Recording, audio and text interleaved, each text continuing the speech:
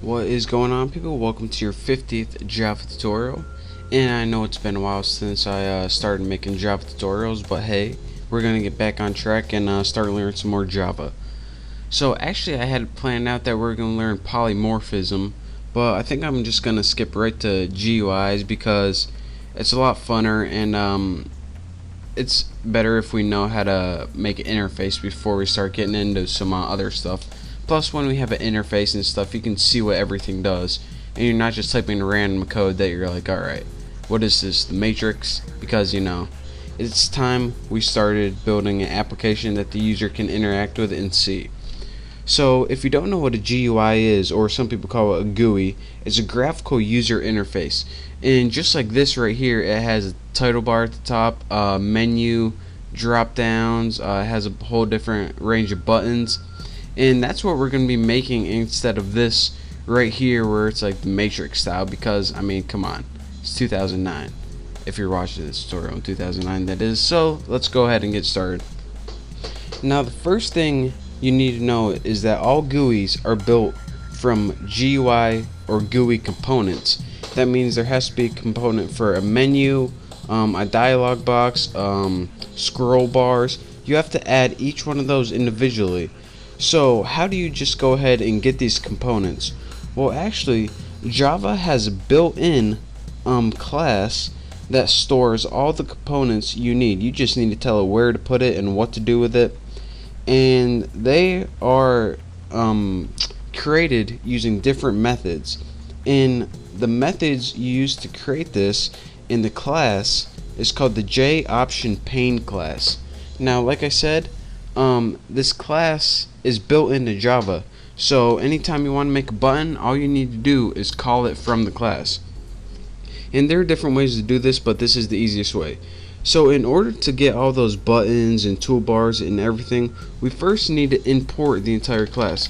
So let's go ahead and before your even class right here, just go ahead and put import javax dot swing dot j option pane, and make sure you type the J and the O capital option pane, and just like that. And now we're getting a little error that says the import java J option pane is never used. So let's go ahead and fix that by using some stuff right now. So now we imported the class, which means we have access to all the crap in it. So let's start using some of that crap. The first thing we're going to want to do is set two variables. By the way, I'm going to build a program where you enter a number in one box and then click OK, you enter a number in another, click OK, and the end box, the third one, shows your answer. You'll see in a little bit. So we need to set this equal to a string variable and set it equal to first number, and I'm just going to write fn, fn for first number. Now what you need to do is call the class, which is JOptionPane, use your period or dot separator, and the method for an input dialog is show input, if you couldn't tell by these 100 pop-up things that pop up, dialog. And it's going to take one parameter right here, and this is the message. Now what this is the message or the prompt which you want to tell the user to do. So we just want to put in a string, enter first number. So now whatever they enter into that first number is going to be stored in the variable fn. So now we need a second number, so let's go ahead and copy this, press enter, paste it, and let's just set string second number, and we'll just put enter second number right there. Make sure I got my whatever it's called, semicolon, and let's go ahead and move this over here because just because I feel like it. Now here's a little thing that you need to know. Every time they enter something in here, show input dialog method only is able to get a string. So we can't add strings. Strings are pretty much letters and numbers that it doesn't see as a number. So we need to tell Java, alright, instead of viewing this as a string, we want you to view it as an integer so you can do some math with it later on. So what we need to do is convert these variables to integers. So this has nothing to do with JOptionPane. This is just Java right here. So Java int num1 equals integer dot parse int, And what this does is convert whatever I type into here and stores it as an integer in num1. So I want to put fn, and what this does is take the string, which say it's 5, and converts it into the number 5. So now let's go ahead and do this for num2. Num2, we want to take the second number we typed in and convert it to a variable called number2. So now the last thing we need to do is just show the sum. So before we even do that, let's just add the sum. Int sum equals what do we put, num1 plus num2, no spaces. And now we got the final answer in the sum variable right here. Let's tighten that up a little bit. That's what she said. And now we can go ahead and display this. Now the box that you use to display is something called show message dialog.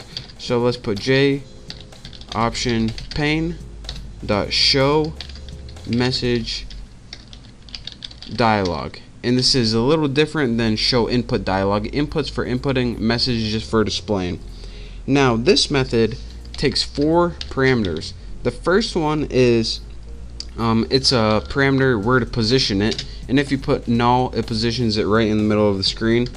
The second one is what you want to say, like for your prompt, but it isn't prompt, it's just a message. So let's put the answer is, and let's just put add sum. So it's going to be like the answer is 5 or something like that. Now the third parameter is what you want to appear on your title bar. So let's put like the title or something easy like that. And the fourth parameter you need is the message that's going to pop up. Now I'll go over this later if I got time, but for right now just put j option was it pane, then put plain underscore message, like that. And you don't need to put this last thing in quotation marks. So again, well, that's pretty much it. Let's just go ahead and run this program. I'm tired of waiting around. So let's go ahead, click OK, run it. Enter your first number, 3. Okay. Enter your second number, 5. Okay. The answer is 8. And now I can talk you through this one more time.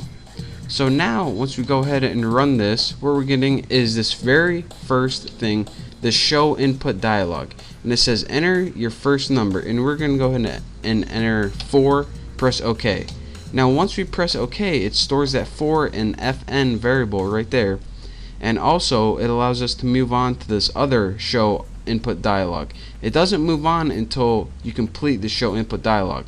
So enter your second number, 6. Okay. So now what it did right here is it took that 4 and converted it to a number, and took that 6 and converted it to a number, so that you can add the 2 sums right here. And lastly, it took that show message dialog, which if I can get it back right here, and it says that null, which means position in the center of our screen. The answer is sum right here, and again that third parameter was the title, which appeared on the title bar. And that last one, you have the option of putting icons on your GUI or user interface that we built, but we're not going to put icons on here now, mostly because they're stupid. If you want to have something like an error, you can put an X on there, a warning, you put like a, I don't know, they're stupid, but we'll probably put them in next time because I'm stupid too. So but that's a real quick tutorial on how to use J option pane to make a simple graphical user interface, aka GUI. So in the next tutorial, we're going to be building our GUIs and adding some more function, add some more cool buttons and stuff like that. So thank you guys for watching. Don't forget to subscribe, and I will see you next tutorial.